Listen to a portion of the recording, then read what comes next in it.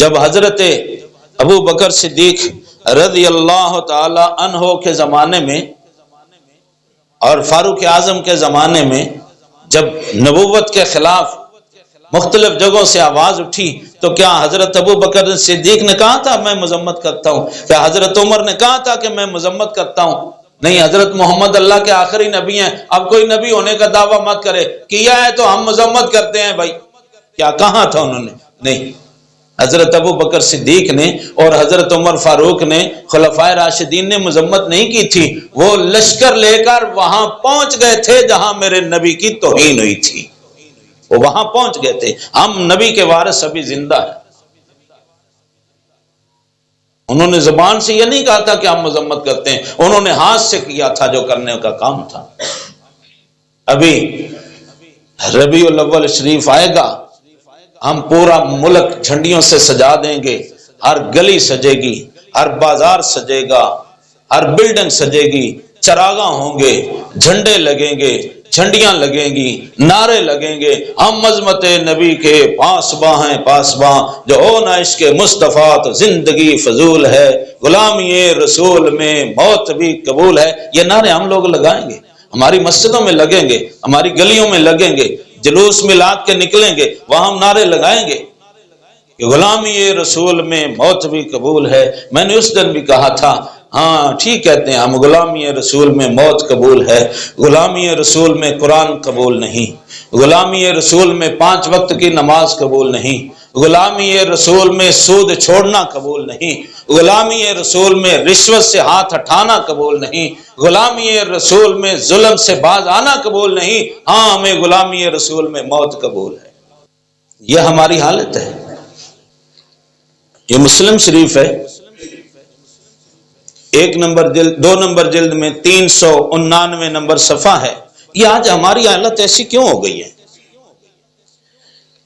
میرے آقا نے مختلف اسباب بیان فرمائے، ان میں سے ایک یہ ہے، من فاتت ہو صلاۃ کانما وتر اہلہ و مالہ۔ میرے اور تمہارے آقا علیہ الصلوۃ والسلام فرماتے ہیں جس کی نماز رہ گئی اس کا مال بھی تباہ ہو گیا، اس کے اہل خانہ بھی تباہ ہو گئے۔ آج نماز پڑھنے والوں کو ہدف تنقید بنایا جاتا ہے۔ قرآن شریف کی توہین ہوئی تو ہمیں تکلیف کیوں نہیں ہوئی میرے دوستو؟ اس لیے کہ قرآن شریف میں اعمال جتنے بیان کیے گئے ہیں، حج کا عمل بیان ہوا ہے، صدقہ و خیرات کا عمل بیان ہوا ہے، مختلف اعمال صالحہ بیان ہوئے ہیں، ان میں سب سے زیادہ جس چیز کا بیان ہوا ہے وہ نماز ہے۔ آپ سب جانتے ہیں کہ کیلکولیشن بھی کیے بیٹھے ہیں، اتنے 100 مرتبہ فلاں لفظ آیا ہے، اتنے 100 مرتبہ فلاں حکم قرآن میں آیا ہے، اتنے 100 مرتبہ۔ کیلکولیشن تو ہم نے کر لی ہے، گنتی تو ہم نے کر لی، کاؤنٹنگ تو ہم نے کر لی، لیکن افسوس وہ معزز تھے زمانے میں مسلمان ہو کر اور ہم خوار ہوئے تارک قرآن ہو کر۔ ہم نے گن تو لیا کہ نماز کا لفظ قرآن میں 700 مرتبہ آیا ہے، تقوی کا لفظ قرآن میں 400 مرتبہ آیا ہے، زکوٰۃ کا لفظ قرآن میں 1900 مرتبہ آیا ہے، فلاں لفظ قرآن میں اتنی گن تو لیا، لیکن افسوس کہ ہم نے ایک دن میں 5 مرتبہ نماز پڑھی نہیں۔ تو نماز میں قرآن پڑھا جاتا ہے، تو جب ہم قرآن پڑھیں گے نہیں تو پھر ہماری بلا سے کوئی قرآن کو جلائے، کوئی توڑے، کوئی پھوڑے، کوئی پھاڑے، کوئی جو مرضی کرے، پھر ہمیں تکلیف کیوں ہوگی؟ بالکل نہیں ہوگی، اور نہیں ہوئی۔ پورا عالم اسلام خاموش بیٹھا ہوا ہے، کوئی تکلیف نہیں ہوئی کسی کو، ٹھیک ہے نا؟